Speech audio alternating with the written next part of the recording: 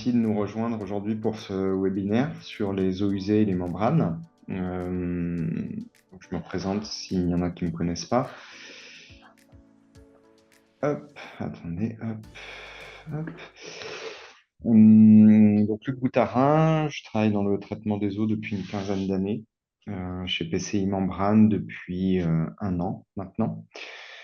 Et donc aujourd'hui, on vous propose un petit webinaire sur les eaux usées, le recyclage des eaux usées et les technologies membranaires, surtout membranes organiques, qui peuvent être utilisées et les différentes façons de traiter ces eaux ou de les recycler. Donc, je vais vous faire la présentation. Si vous avez des questions, il y a une option pour poser des questions sur le chat. Vous pouvez le faire en direct, ou sinon, il y aura une petite session de questions-réponses à la fin du webinaire. Enfin, vous pourrez toujours me contacter ultérieurement si vous avez d'autres questions ou si vous souhaitez une copie du webinaire. Ça, c'est quelque chose que je pourrais vous transmettre. Donc, écoutez, on va commencer. Je vais partager mon écran.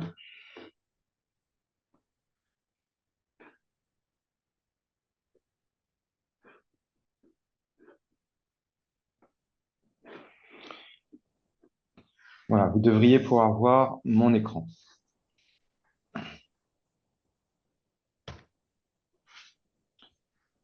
Alors, un petit peu voir qu'est-ce qu'on va voir aujourd'hui. Donc, aujourd'hui, on va déjà commencer, pour ceux qui ne nous connaissent pas, donner un peu le contexte, qui on est, ce qu'on fait, quel est notre lien et notre expertise par rapport au sujet du jour. Ensuite, on va parler de ce qu'il faut traiter, donc l'effluent, parce qu'il est très important de pouvoir classifier ces effluents et de bien les caractériser. Ensuite, on va rentrer vraiment dans le cœur du sujet, qui sont quels sont les besoins et les différentes solutions qui peuvent être apportées. Donc, suivant différents cas, il y a différentes solutions. Quelques études de cas, puisque la théorie, c'est sympa, mais ce qui est intéressant, c'est les unités qui sont sur site. Une conclusion et des questions-réponses. Alors, PCI Membrane. PCI Membrane, pas très connu en France, puisque avant mon arrivée, il n'y avait pas d'employés en France. Juste pour vous donner le contexte, c'est quand même une société qui date d'il y a un petit moment, dans les années 60, en Angleterre. Originellement, c'était pour le développement de membranes de dessalement. Donc, ils ont créé des membranes tubulaires en acétate de cellulose pour dessaler l'eau de mer qui marchaient. Maintenant, bon, il y a des technologies qui marchent mieux, mais ça marchait bien. Après, dans les années 80, le nom PCI Membrane est apparu et PCI s'est développé sur plein d'activités différentes, que ce soit dans l'agroalimentaire, le traitement des eaux. Ce qui est important de savoir, c'est qu'en 2004, donc il y a 20 ans, on a déménagé de l'Angleterre à la Pologne. Donc maintenant, nous sommes une société polonaise, donc toujours dans l'Union européenne. C'est de là où est notre usine et notre entité juridique. Et enfin, il y a 7 ans, nous avons été achetés par Madison Industries, qui est un grand conglomérat américain. Et donc, nous avons rejoint le Filtration Group, qui est un groupe qui appartient à Madison. Et Filtration Group, on est 29 sociétés qui toutes travaillons dans le domaine de la filtration. C'est un domaine très large, hein. Ça peut être la filtration des effluents, ça peut être la filtration de l'air, de plein de choses différentes pour plein d'industries différentes. En termes de localisation, donc nous sommes basés en Pologne, à côté de Poznań, donc en Europe centrale. C'est là où est notre usine, notre R&D, notre service client.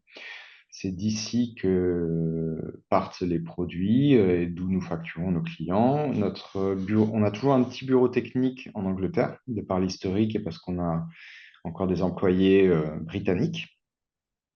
Et après, nous avons du personnel basé un petit peu partout, souvent en home office. Moi-même, je suis basé à Tours et on a une équipe technico-commerciale un petit peu partout dans le monde. Donc, on a des personnes en Europe, on a des personnes, j'ai 2 collègues aux États-Unis qui s'occupent des Amériques, 2 collègues en Chine qui s'occupent de l'Asie. Puis enfin, si besoin, on a des partenaires locaux, notamment pour le service sur site ou pour faire des unités complètes.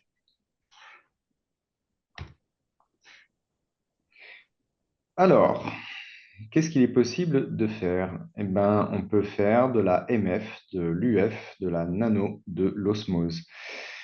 Donc, petit rappel, la microfiltration va vous permettre de rejeter tout ce qui est solide en suspension et les bactéries. Le reste va traverser la membrane. Lorsque vous allez sur une membrane plus serrée d'ultrafiltration, vous commencez à rejeter les virus et les très grosses molécules. La nanofiltration vous permettra d'aller sur des molécules organiques plus petites et également de rejeter les ions multivalents. Et enfin, si vous avez besoin de tout enlever, y compris les ions monovalents, il faudra vous tourner vers l'osmose inverse. Donc voilà les 4 grandes gammes de filtration sur les membranes organiques. Ce qui est intéressant aussi ici, c'est qu'on voit qu'on peut avoir différentes géométries. Donc, nous, on peut travailler sur 4 géométries différentes. Le cœur de métier de PCI Membrane, c'est la membrane tubulaire, donc des tubes où on est capable de fournir MF, UF, NF, OI, ce qui est assez unique sur le marché, qui vous permet de faire des applications que d'autres ne peuvent pas faire. En fibre creuse, on va se limiter à de l'ultrafiltration, sur les disques à de l'osmose inverse et en spiralé de la nanofiltration et de l'osmose inverse. Et je vais y revenir après et on va voir les avantages et les inconvénients de chaque géométrie et de chaque technologie et pourquoi c'est utilisé.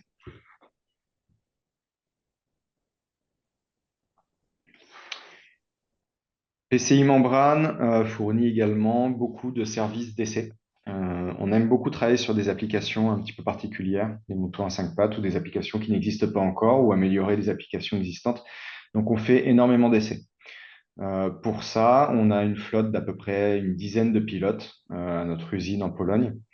On fait les essais principalement en interne, c'est-à-dire qu'on nous envoie des échantillons, on fait les essais en interne. Ça nous permet de caractériser, déjà de sélectionner la bonne membrane, de sélectionner le bon flux, les bonnes fréquences de nettoyage et en gros de dimensionner une unité commerciale parfaitement. On peut également faire les essais sur site, c'est-à-dire qu'on envoie le pilote et le personnel de PCI sur le site du client et on fait les essais sur site. Ça permet d'avoir un effluent plus frais, ça permet aussi de rester plus longtemps pour les essais. Et puis des fois, les effluents sont toxiques, on ne peut pas vraiment les transporter, donc il vaut mieux aller sur site. Donc, voilà le genre de service qu'on fait.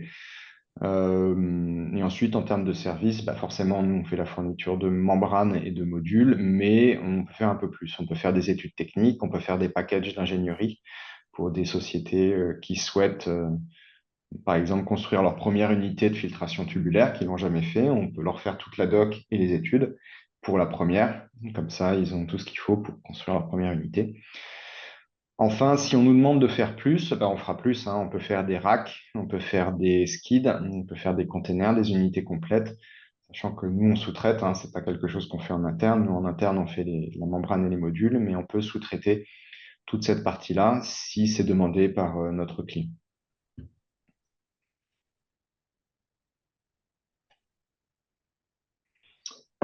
Bien, rentrons dans le vif du sujet. Aujourd'hui, on va parler d'eau usée. Donc, eau usée, ça peut venir de plein d'endroits différents, mais voici les principales sources. Donc, bien sûr, il y a les eaux usées municipales de chaque ville, hein, que l'on connaît tous. Les lixiviats de décharge, qui sont en gros les liquides qui sont récupérés sur les décharges. En fait, c'est l'eau de pluie qui va ruisseler dans les casiers où sont les déchets, qui va se charger de contaminants, qui sont récupérés par des géomembranes et qu'il faut traiter avant de soit rejeter dans la nature, soit de réutiliser. On travaille également énormément sur les eaux usées industrielles. Donc là, bah, toute industrie est susceptible d'avoir des eaux usées, hein. Ça peut être l'industrie générale, chimie, agroalimentaire, les mines, l'électronique. Bref, tout type d'industrie peut se retrouver avec des eaux usées à traiter, soit pour mise au réseau, soit pour remettre dans la nature, soit pour recyclage. On peut traiter aussi les condensats. Les condensats, ça peut être une eau, au lieu de la perdre, on peut la recycler. Et enfin, il y a aussi une eau qui est très importante, plutôt que de la perdre, on peut recycler tout ce qui est eau de lavage ou eau de nettoyage en place. Par exemple, une eau qu'on a utilisée pour nettoyer des cuves ou des membranes, eh ben, on peut l'envoyer vers une unité de recyclage pour recycler cette eau.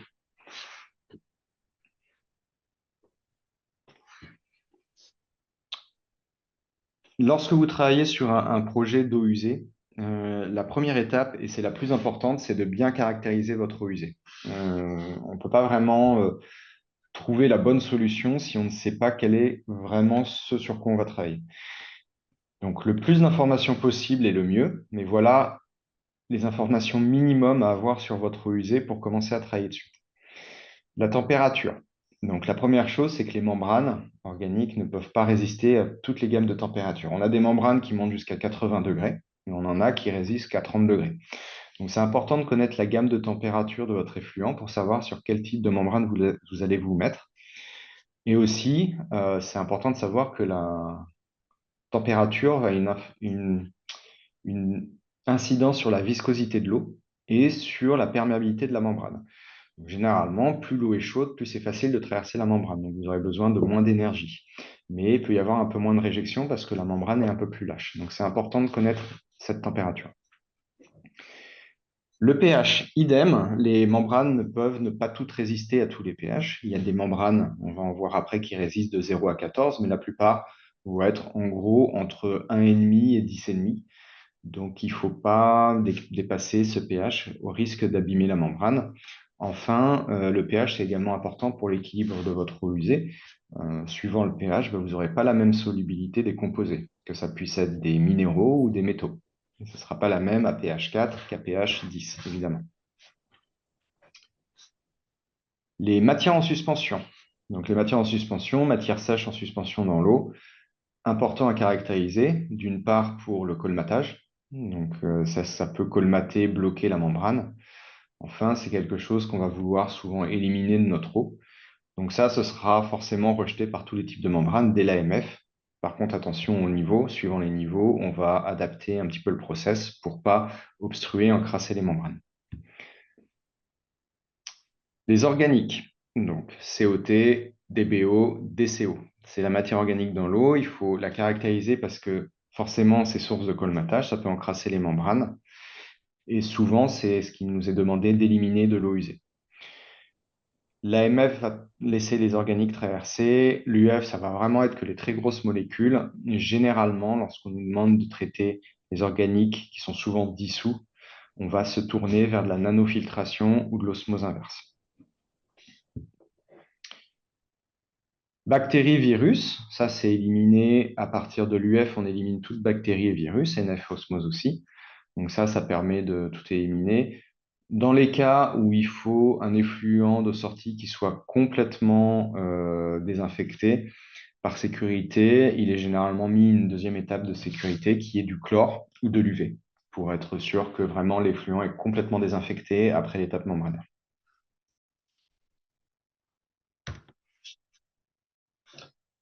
Les métaux, c'est assez important dans le sens où, suivant leur forme, c'est plus ou moins éliminé et plus ou moins embêtant pour la membrane. La forme solide, c'est rejeté de la même façon que les matières en suspension. Par contre, attention, les métaux sous forme solide peuvent être abrasifs. Toutes les membranes ne sont pas résistantes à l'abrasion. Donc, si vous êtes sur quelque chose d'abrasif, il faut vous tourner vers une technologie résistante à l'abrasion. Généralement, quand on a des métaux sous forme soluble, on va d'abord les passer sous forme solide. Donc ça, on utilise de l'aération, une oxydation ou une précipitation qui permet après d'éliminer cette forme solide. Et enfin, la forme soluble, elle sera éliminée par l'osmose inverse. L'osmose inverse enlève la forme soluble. Attention, plus il y a de soluble, plus ça va encrasser la membrane. Donc il faut faire attention à cette teneur. Graisse, huile et hydrocarbures, c'est quelque chose que les membranes organiques n'aiment pas du tout. Ça doit généralement être éliminé avant le traitement membranaire. Sur notamment la membrane tubulaire, on peut traiter certains niveaux de graisse, huile, hydrocarbures, souvent inférieurs à 100 ppm quand c'est mélangé dans l'eau. Donc, c'est des applications spécifiques, c'est des choses qui se font. Mais dans pratiquement tous les cas, c'est des éléments qu'il faut éliminer avant de passer sur un traitement membranaire. Les solvants, il faut les caractériser dans le sens où certains solvants, suivant les polymères qu'on utilise sur la membrane, peuvent attaquer ce polymère. On a 6 polymères différents, donc il est important de caractériser les solvants pour savoir si on va attaquer et abîmer la membrane.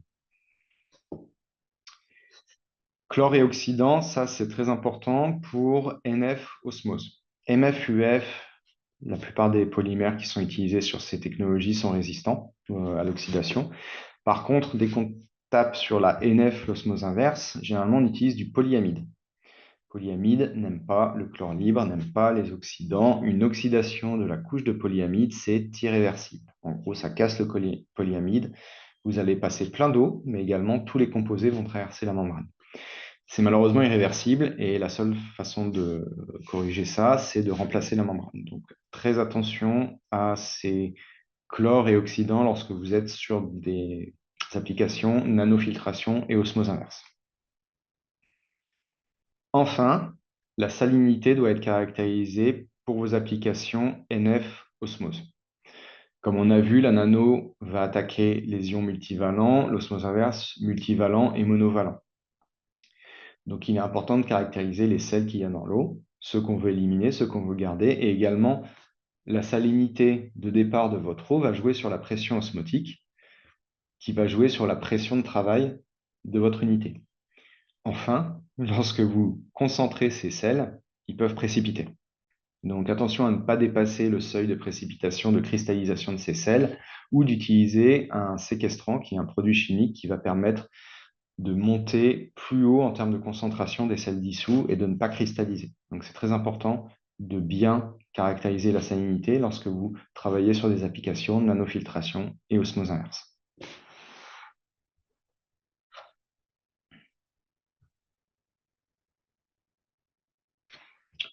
Donc voilà les pré-traitements les plus courants que l'on rencontre devant les membranes. Donc le dégrillage, c'est pour éliminer les éléments grossiers. Traitement bio et décanteur, ça va traiter les organiques et les matières en suspension pour séparer après la biomasse de l'eau. La flottation, c'est souvent un DAF, Dissolved Air Flotation. C'est pour traiter les matières organiques, les matières en suspension, et c'est souvent utilisé pour tout ce qui est huile, graisse, hydrocarbures avant les membranes. Coagulation, floculation, décantation, traitement physico-chimique pour décanter les matières en suspension et les métaux. Et enfin, comme on a vu, les métaux, des fois, il faudra passer de forme soluble à forme solide. Donc, soit en jouant sur le pH, soit en jouant sur l'oxydation, l'aération, en utilisant des produits chimiques spéciaux qui vont précipiter les métaux.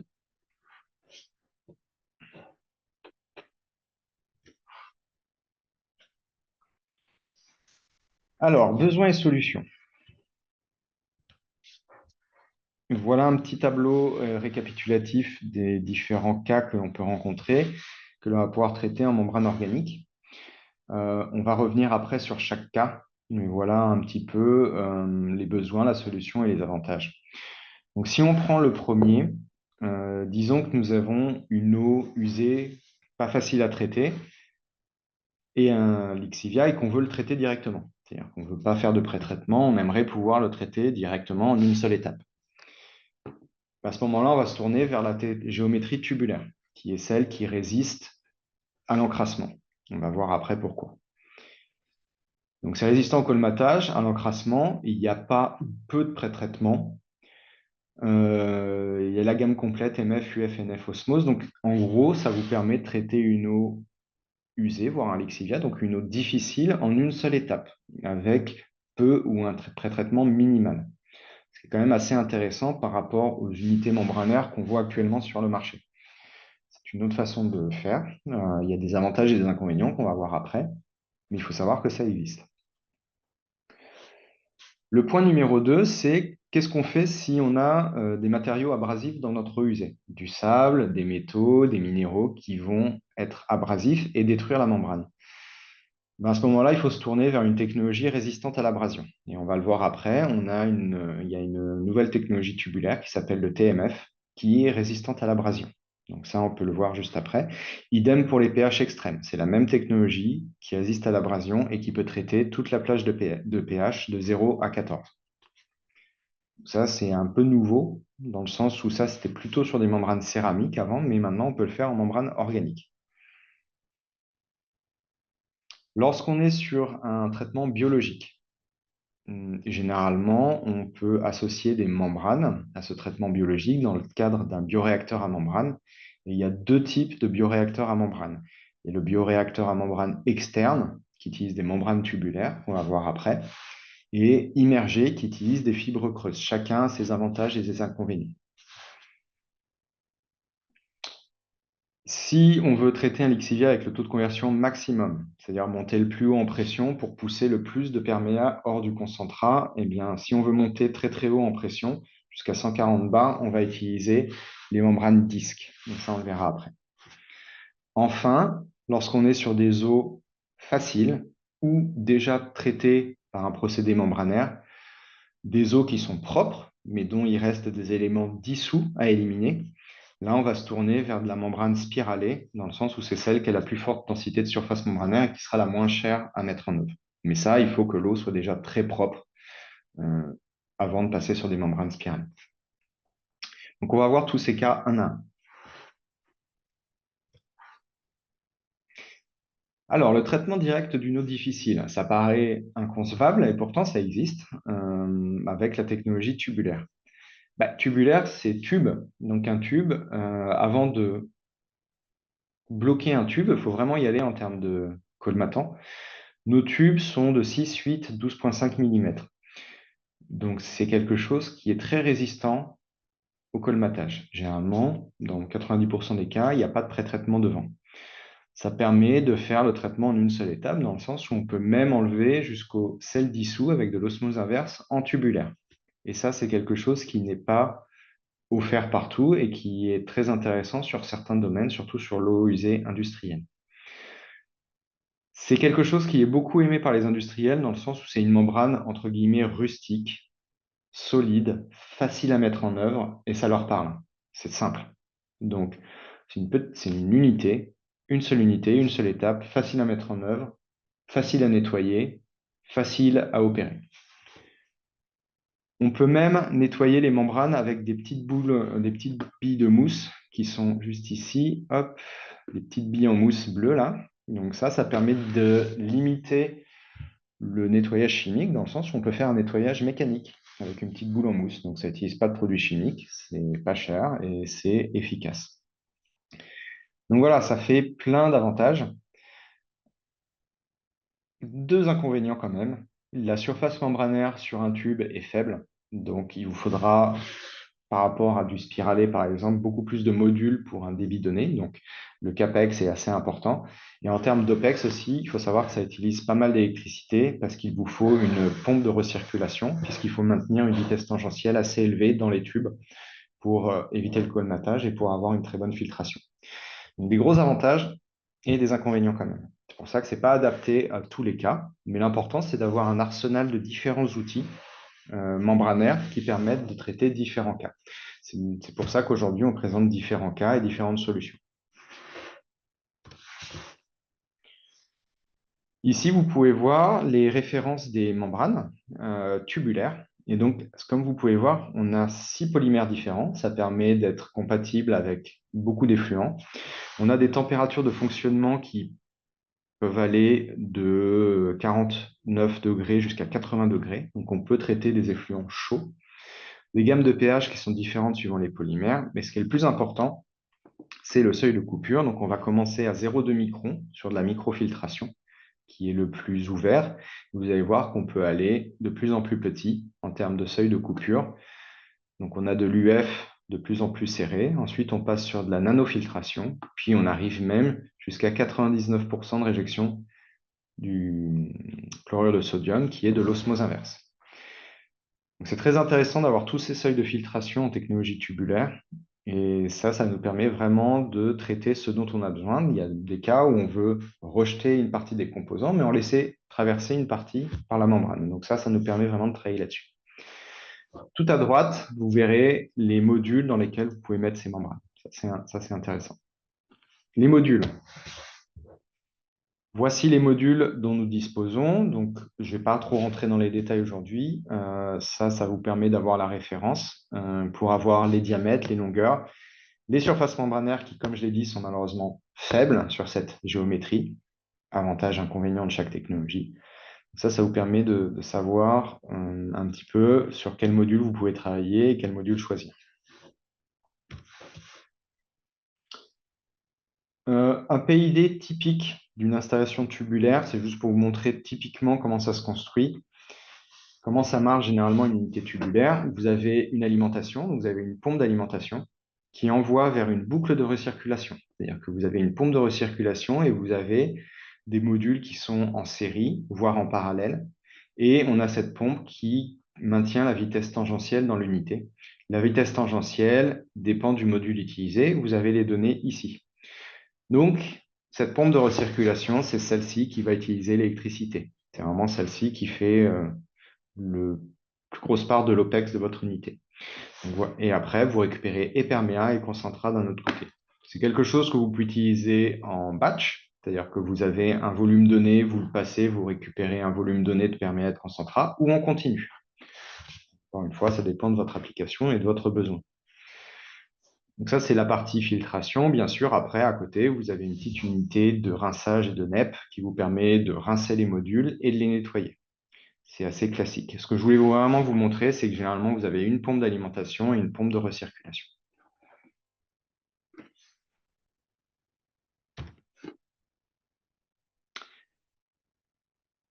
Alors, maintenant, si vous êtes dans le même cas que précédemment, mais par contre, vous vous rendez compte que vous avez des matières abrasives ou un pH extrême dans votre effluent. C'est quelque chose que les membranes tubulaires standards ne peuvent pas gérer. D'une part, les membranes tubulaires standards sont limitées en termes de pH, généralement entre 1,5 et 10,5. Et une membrane tubulaire standard, c'est une très fine couche de polymère qui, à la moindre abrasion, il y aura un trou et donc vous aurez du passage. Donc, ce n'est pas résistant à l'abrasion. Comment on fait pour traiter ces effluents? Jusqu'à présent, on se tournait vers de la membrane céramique. Maintenant, on peut rester sur de la membrane organique grâce à une nouvelle technologie qu'on a développée. Qu'est-ce qu'on fait? On remplace le support mécanique de la membrane tubulaire. Sur une membrane standard, c'est de l'adhésif. Ici, on va partir sur du polyéthylène, qui est du polyéthylène qui est fabriqué par une société sœur de notre Filtration Group. Donc, c'est fabriqué aux États-Unis. Ils utilisent ce polyéthylène pour filtrer l'air parce que c'est quelque chose de très poreux. Nous, on a un peu dévié de leur application phare, on a pris ça en termes de support mécanique. C'est-à-dire que dans le polyéthylène qui est poreux, on va injecter du PVDF. Donc au lieu d'avoir une simple couche de PVDF dans le tube, on va avoir du PVDF sur toute la largeur du support mécanique. Et ça, c'est super intéressant dans le sens où on a une structure chimique et mécanique extrêmement solide. Ce qui nous permet déjà de travailler de 0 à 14 en termes de pH. Ça nous permet de contre-laver la membrane, ce qui n'est pas le cas des membranes standards qu'on ne peut pas contre-laver. Et on est résistant à l'abrasion, puisque même si vous avez une petite abrasion en surface, peu importe, le PVDF est sur toute la largeur du support mécanique. Donc, membrane très intéressante. Donc, elle nous permet de travailler sur toutes les gammes de pH, de traiter des matières abrasives, de contre-laver la membrane, de monter jusqu'à 18% de solide ou une viscosité de 50 centipoises.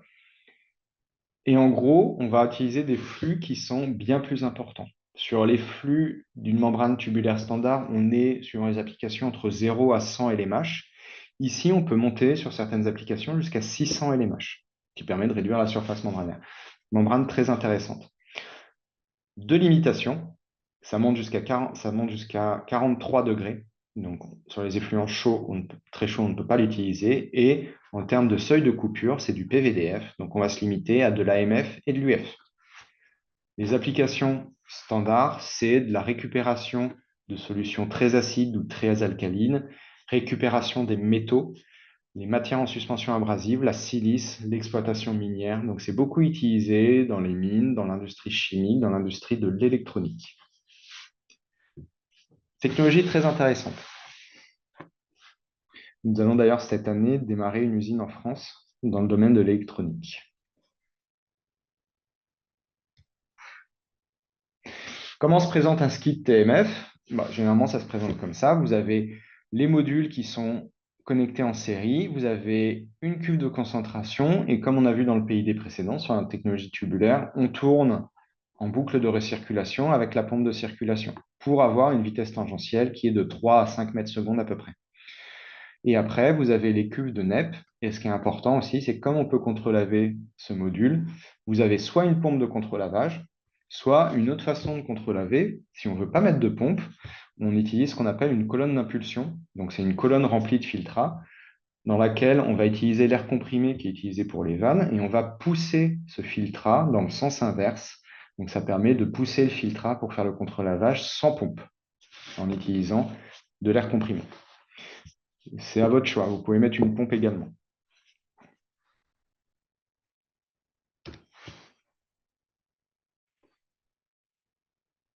Voilà sur ce sujet-là. L'autre sujet après dans notre liste, c'était les effluents biologiques.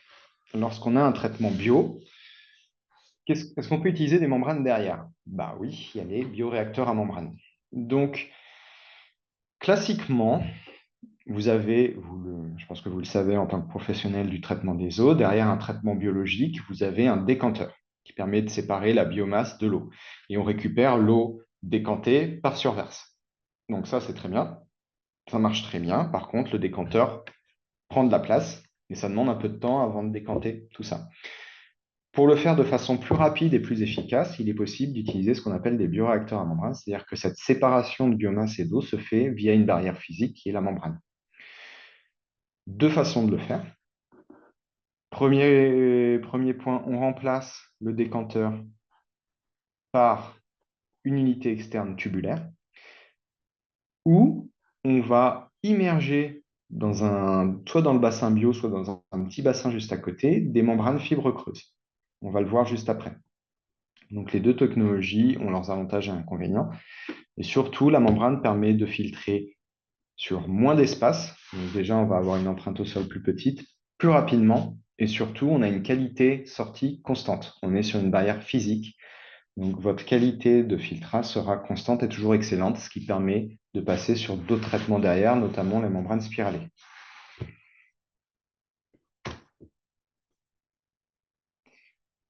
Avantage inconvénient de l'externe, qui est aussi appelé side stream, et de l'immergé. Si on prend les seuils de coupure, avantage au tubulaire dans le sens où vous avez plus de seuils de coupure disponibles que la fibre creuse qui n'en présente qu'un seul. Densité de surface membranaire, avantage immergé. Sur les fibres creuses, vous aurez beaucoup plus de surface membranaire dans une cassette que dans des modules tubulaires. Donc généralement, ça prend moins de place. Par conséquent, sur les gros projets avec des gros débits, on va plutôt se tourner vers de l'immergé. Tubulaire, ça prendrait trop de place et trop d'argent. Concentration des MES à traiter. Alors, suivant les MES ou les MLSS que vous avez dans votre traitement bio, ça peut vous indiquer votre choix. Il faut savoir que les membranes immergées sont assez rigides dans ce sens-là, où la plupart du temps, on tourne entre 8 et 10 grammes litres. On peut monter à 12, 14 sur certains cas, mais en gros, on va toujours être là-dedans. Si on est sur un effluent trop clair, ça ne va pas marcher. Un effluent trop concentré, ça ne va pas marcher non plus. Donc, il faut quand même rester dans une gamme assez définie. Ce qui n'est pas le cas du tubulaire, où le tubulaire, il s'en fiche. Lui, il peut prendre des effluents peu concentrés, moyennement concentrés, très concentrés. C'est extrêmement flexible. C'est pour ça que le tubulaire est souvent utilisé sur de l'industriel, où la biologie n'est pas forcément la même que sur du municipal. Sensitivité au colmatage. Comme on a vu, le tubulaire, c'est très peu sensible au colmatage. La fibre creuse, c'est moyennement sensible. Donc, il y aura généralement plus de nettoyage sur de l'immergé. Consommation électrique, nous l'avons vu, il faut une pompe de recirculation en tubulaire, d'où une forte consommation électrique. Donc des avantages tubulaires par rapport à l'immergé qui va avoir une consommation plus faible. Enfin, sur les 4 derniers points, avantage tubulaire, dans le sens où le tubulaire ne va pas consommer d'air. La membrane immergée a besoin d'aération, donc il faudra des souffleurs. Consommation de produits chimiques, moins de nettoyage sur le tubulaire, donc moins de consommation de produits chimiques. Et en termes de facilité d'installation et d'entretien, c'est toujours plus simple de travailler sur une petite unité fermée en dehors d'un bassin, qu'on peut également utiliser sous plafond, puisqu'on peut travailler de façon horizontale, que de travailler dans un bassin qui est ouvert, où il faut pouvoir lever la cassette de membrane immergée du bassin. C'est ouvert, c'est sale, il faut de l'espace au-dessus du bassin, ça demande des solutions de levage, donc c'est plus complexe.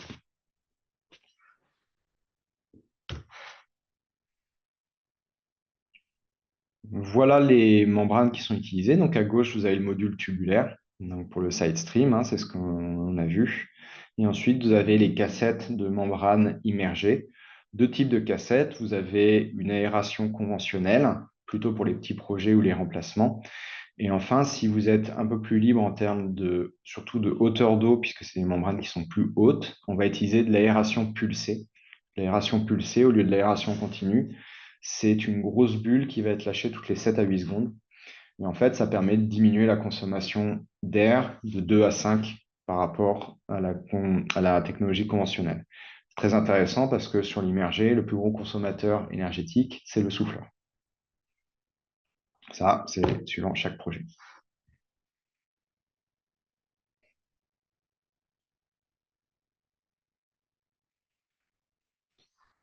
Alors, ça, c'est un cas très particulier. C'est les membranes disques qu'on utilise pratiquement que sur une seule application, qui est le Lixivia. Et dans le sens où le Lixivia, euh, on va vouloir diminuer son volume au maximum parce que le déchet final part en incinération. L'incinération, ça coûte cher.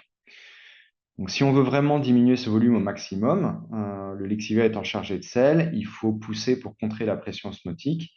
Et au bout d'un moment, on est limité en termes de pression. La plupart des membranes spiralées qui sont utilisées pour ça sont limitées à 80 bars. Avec le disque, on peut monter jusqu'à 140 bars, ce qui fait qu'on peut monter plus haut en taux de conversion et diminuer au maximum ce déchet final. Un procédé typique, vous allez avoir un ajustement de pH, un filtre à sable, et ensuite vous avez les membranes disques. Et ensuite, en option, vous pouvez mettre un deuxième étage si vous voulez aller encore plus loin dans la conversion. Et après, vous pouvez également traiter le filtrat sur du spiralet si vous souhaitez polir, c'est-à-dire que sur votre premier perméa d'osmose, vous voulez encore aller plus loin dans le traitement, vous pouvez passer sur de la membrane spiralée pour vraiment avoir une eau ultra pure derrière. Donc ça, c'est vraiment typique au Lixivia.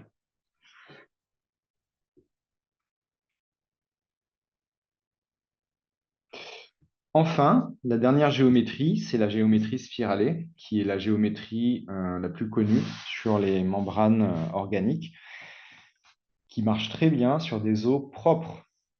Alors, eau usée et eau propre, c'est un peu antinomique. Donc, pourquoi utiliser des membranes spiralées sur des eaux usées? En fait, c'est des eaux qui sont pré-traitées ou qui ont déjà été passées par une étape de filtration membranaire. C'est ce qu'on appelle du polissage, une dernière étape de traitement. En gros, il vous faut un SDI inférieur à 5, ce qui, en gros, il n'y a pratiquement plus de matière en suspension dans votre effluent. L'avantage du spiralé, c'est que c'est le moins cher, parce que vous avez une surface membranaire qui est extrêmement grande par module, et donc ça vous permet d'avoir des unités petites et pas chères. Qu'est-ce qu'on va proposer, nous, PCI Membrane, par rapport aux mastodontes des membranes spiralées, qui peuvent être mes confrères dans le spiralé? On va proposer des éléments un petit peu différents et des façons de faire un peu différentes, dans le sens où on va pouvoir proposer de la nanofiltration résistante au chlore, ce qui est très intéressant, et des spacers, des entretoises un peu plus épaisses, ce qui permet de vraiment traiter des effluents plus compliqués et de façon plus simple qu'avec des éléments standards. Donc ici, vous avez deux types d'éléments. Vous avez une gamme qui va utiliser des entretoises de 28 000 standards et des surfaces membranaires standards, similaires à ce qui se trouve sur le marché. La particularité, c'est que ça va être résistant au chlore. 10 ppm en continu, 100 ppm en nettoyage. C'est assez intéressant. Ce n'est pas proposé par tout le monde, donc il faut le garder en tête. Et enfin, pour le traitement classique des eaux usées pré-traitées ou qui sont déjà passées par un traitement membranaire, on va utiliser cette gamme-là qui n'est pas résistante au chlore, mais qui va avoir un spacer, une entretoise de 46 000. Donc, la surface membranaire va être plus faible, mais ce sera beaucoup plus simple à gérer en termes de colmatage et de nettoyage qu'un élément qui a une entretoise beaucoup plus fine et qui va s'encrasser beaucoup plus vite et où ça va être beaucoup plus compliqué d'évacuer les colmatants.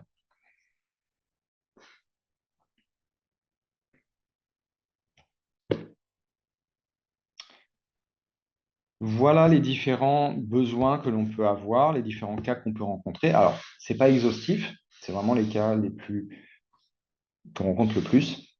Euh, donc voilà un peu sur la théorie ce qu'il est capable de faire. Ce qui est intéressant après, c'est de voir qu'est-ce qui est fait dans l'industrie. Donc j'ai mis quelques études de cas ici. Ne m'en voulez pas, j'ai mis que des études de cas en tubulaire. Pourquoi? Parce que c'est le cœur de métier de PCI. Et aussi, le tubulaire, c'est ce qui est le moins connu, tout du moins en France, de par mon ressenti et mon expérience, le tubulaire est très peu connu en France.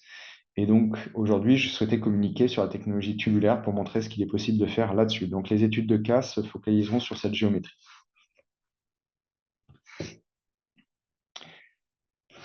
Premier cas, on est sur une eau usée dans l'industrie de la pomme de terre. Donc, c'est une usine en Europe qui transforme des pommes de terre. Et en fait, ils avaient un besoin sur un effluent usé qui était chaud et ils voulaient récupérer protéines et potassium. Donc, ce qui a été utilisé, c'est une unité tubulaire qu'on peut voir à droite utilisant des modules B1, qui sont des modules en inox qui sont haute pression, haute température. Donc, on a ici possibilité d'utiliser de l'osmose inverse sur un effluent qui a des matières en suspension dedans, assez compliqué à gérer, un effluent qui est chaud aussi. Et tout ça, on peut le faire en une seule étape. Donc, on a utilisé notre membrane AFC 99, qui est la membrane d'osmose inverse à 99% de rejet du chlorure de sodium, 720 modules, un facteur de concentration de 3, qui donne à peu près 66% de conversion. Et on utilise le nettoyage mécanique, les boules en mousse, et chimique. L'avantage pour le client final, c'était que c'était bien moins cher que l'évaporation, excellente qualité du perméat, et il n'a qu'une seule unité. Il peut faire tout ça en une seule étape. Voilà les 3 points qu'il a décidé à partir sur cette solution. Et il en est très satisfait.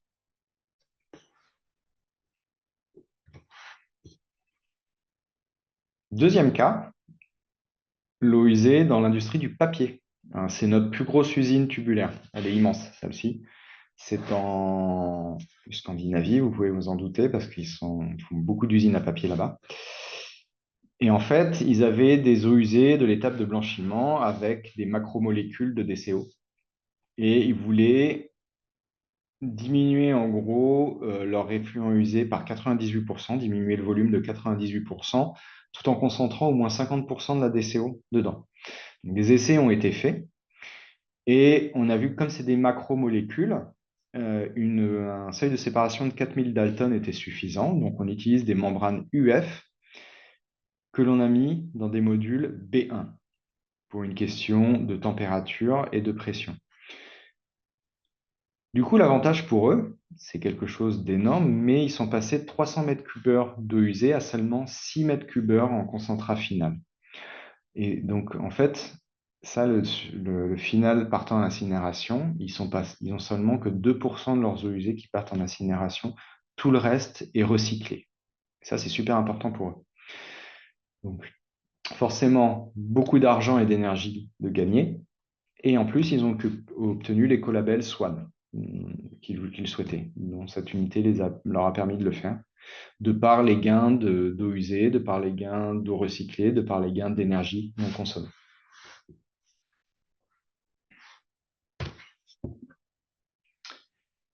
Une autre application, comme on a vu, on peut aussi recycler les eaux de nettoyage, que ce soit des eaux de nettoyage de cuves, des eaux de NEP. Donc ici, on est sur une usine qui produit des produits d'hygiène et de soins, par exemple du papier toilette. Ils devaient nettoyer leurs équipements et en fait, leur eau de nettoyage, il y a du détergent dedans. Et bon, vous savez, quand on nettoie, c'est pas forcément la même qualité qu'on a toujours derrière.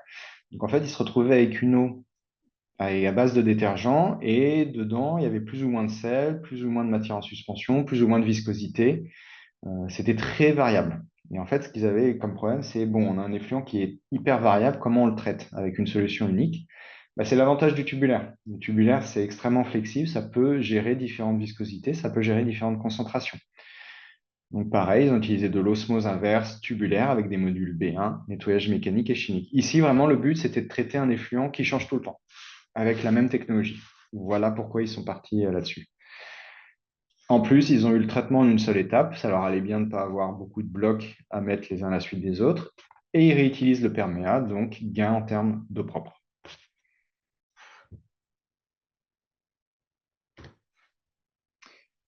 Les deux derniers cas, je vais parler du Lixivia. Les Lixivia qu'on peut traiter avec des membranes tubulaires. Donc là, c'est une décharge en Europe.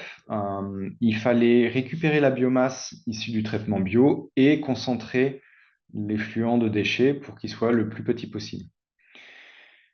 Donc, Plusieurs étapes ont été faites. Pour récupérer la biomasse, il a été utilisé une unité UF tubulaire avec des modules A19 qui sont là. L'UF, en fait, ça permet de séparer les matières en suspension où il y a la biomasse de l'eau. Donc, on est parti sur un facteur 10 sorti du traitement bio. L'eau, le concentré de biomasse retourne vers la dénitrification. Ensuite, le filtrat de l'UF, qui est entre guillemets un déchet, est parti vers une unité d'osmose inverse tubulaire. Ça, on a utilisé un facteur de concentration de 5, sachant que le concentrat était le déchet final. Donc là, sorti de tubulaire osmose, on a notre déchet final. Le perméat du tubulaire, le client final voulait l'utiliser en reuse et pour ça, il voulait une qualité excellente. Du coup, on est parti sur une unité de polissage. Et comme c'est un effluent, un perméat très propre, on a utilisé une membrane spiralée avec un facteur de concentration de 4. Le concentrat est renvoyé à l'entrée de l'eau tubulaire et le perméat est utilisé en recyclage d'eau. Donc ça fait 3 unités et tout ça, ça permet plusieurs choses. Sur les membranes tubulaires, on a un très faible encrassement, très facile à nettoyer. Pour le polissage, on a utilisé une très forte densité membranaire avec les membranes spiralées. Le facteur de concentration global, si on prend les 3 unités, il est supérieur à 5. Ils ont énormément d'économies sur les coûts d'évaporation et en plus, ils récupèrent un effluent qu'ils peuvent réutiliser en interne.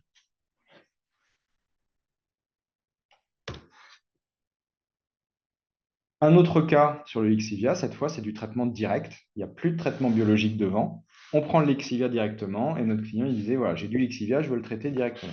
Qu'est-ce que je fais? Ben, si on veut traiter un effluent direct, on utilise la technologie tubulaire.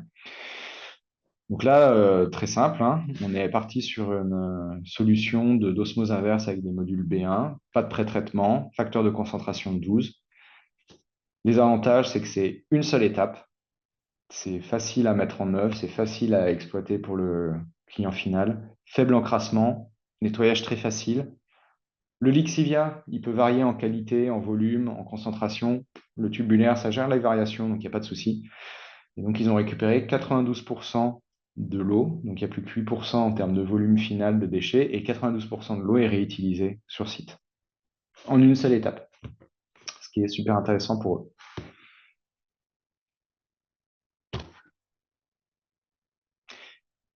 La conclusion, il est 47, c'est bien en termes de timing, super.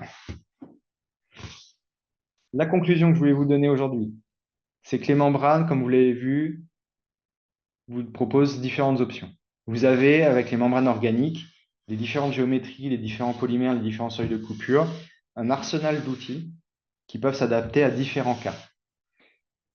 Forcément, un problème peut avoir différentes solutions, suivant ce que veut votre client, suivant ce que vous souhaitez faire, suivant le contexte local.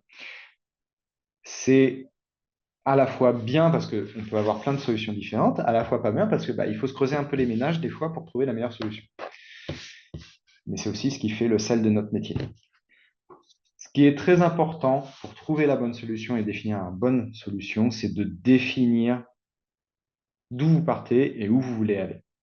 Donc, définir au maximum les eaux usées à traiter, la source, les températures, les pH, tout ce qu'on a vu avant. Quels sont les polluants qu'il faut éliminer de cette eau? Parce que des fois, il peut y avoir plein de sels, mais on s'en fiche. Les sels, ils peuvent traverser la membrane. C'est juste des matières organiques qu'on veut enlever. Donc, très important de définir votre objectif en termes de qualité de perméat, voire en qualité de concentrat. Des fois, c'est le concentrat qui nous intéresse. Et votre objectif en termes de facteur de concentration. Combien vous voulez récupérer en filtrat, combien vous voulez récupérer en concentrat.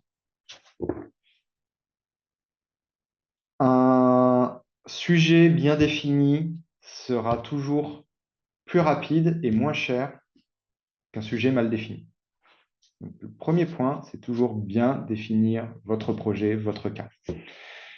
Enfin, si l'application est connue, qu'elle a déjà été faite, on peut directement partir sur un dimensionnement d'unité commerciale.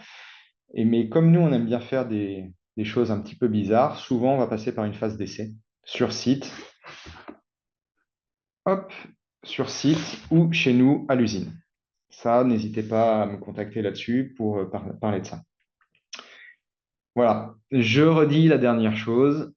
Un problème peut avoir différentes solutions. Donc ça, c'est intéressant. Et il y a plein de choses à faire avec les membranes. Hop, question-réponse. Question facile, s'il vous plaît. Merci Luc pour la présentation. Du coup, j'ai deux questions à te poser. La première question, c'est que les membranes sont-elles uniquement utilisées sur les eaux usées? Alors, non. Là, aujourd'hui, on a parlé des eaux usées, ce dont moi je m'occupe chez PCI. Il faut savoir que ça, c'est que la moitié de l'activité de PCI Membrane. Avec les mêmes membranes, donc les mêmes technologies, on travaille également sur la séparation de process. Donc, on peut travailler sur des effluents pharmaceutiques ou agroalimentaires, où là, on va filtrer le produit en lui-même. Les exemples les plus courants, c'est le lait. On va filtrer le lait, on va filtrer les jus, les alcools. La bière désalcoolisée, ça peut se faire avec la membrane. On va filtrer des effluents pharmaceutiques, des enzymes, des vitamines, des microbes. Voilà, ça, c'est des choses où on filtre également le produit. Donc, des fois, on est présent en deux endroits de l'usine. On est présent à la production, où on va filtrer le produit, et on est également présent à la sortie de l'usine sur l'eau usée du process de fabrication. C'est les mêmes membranes sur des applications différentes. D'accord. Oui, tout va dépendre de l'application. Une autre question, c'est de notre spectateur Auréline. Euh, du coup, pour l'étude de gaz traitant des produits hygiène Oui, tensioactifs, quel est le FCV à danse? Est-ce qu'il y a des limitations selon les tensioactives cationiques? oui. Effectivement, il y a des limitations sur le type de détergent. C'est pour ça que sur ce type d'application, on va passer par une phase d'essai pour voir si le détergent utilisé et les fluents qu'on récupère est trop colmatant ou pas pour la membrane. Euh, En gros, la plupart des membranes sont chargées négativement. Si vous avez des détergents ou des tensioactifs positifs, bah, positif et négatif, ça va s'attirer. Et donc, ça va se coller sur la membrane. Du coup, on va plutôt aller sur des membranes qui sont le plus neutres possible en termes de charge. Et c'est là où là, c'est intéressant, c'est d'avoir six polymères différents, ce qui nous permet de jongler un petit peu avec tout ça et d'avoir le moins d'impact possible sur la membrane. Mais c'est effectivement un très bon point, c'est quelque chose qu'on regarde avec attention et que souvent on va tester derrière.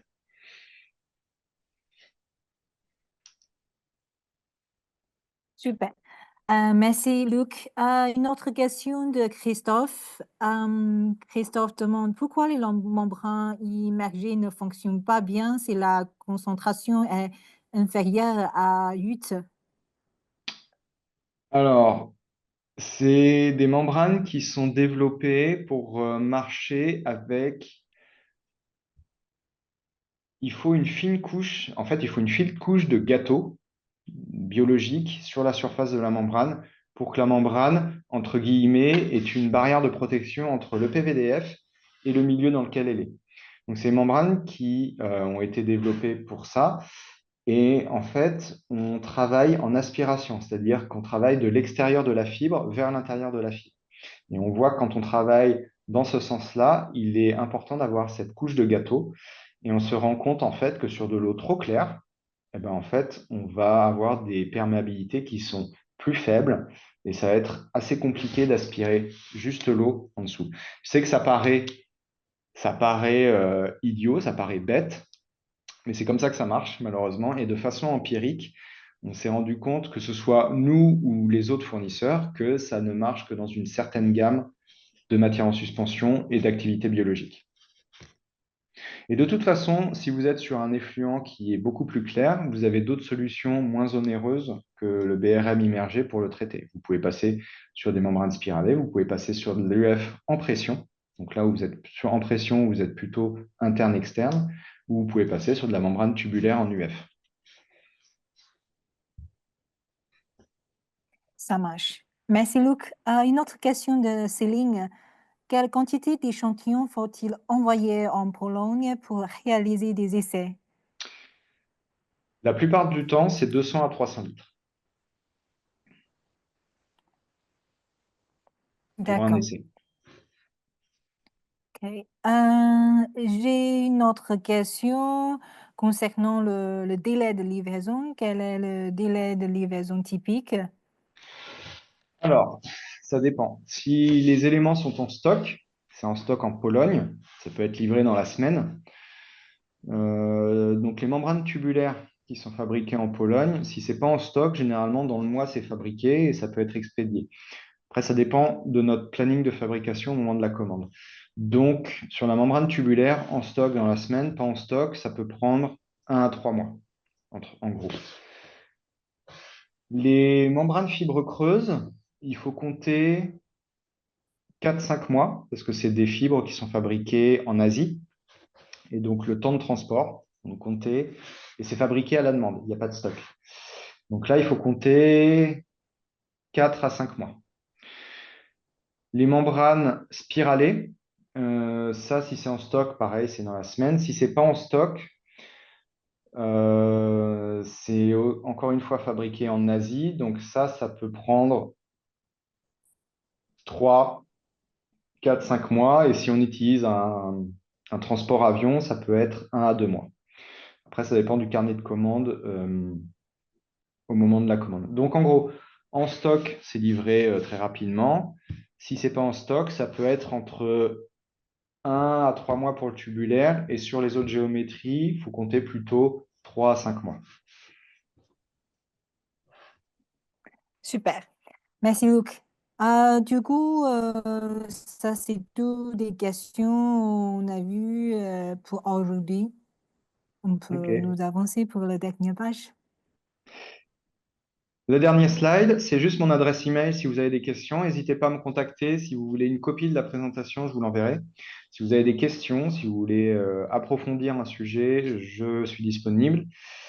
Et on voulait vous montrer que si vous souhaitez nous voir en physique, eh bien, on sera à Rennes fin janvier. On sera hall numéro 4, stand numéro 35.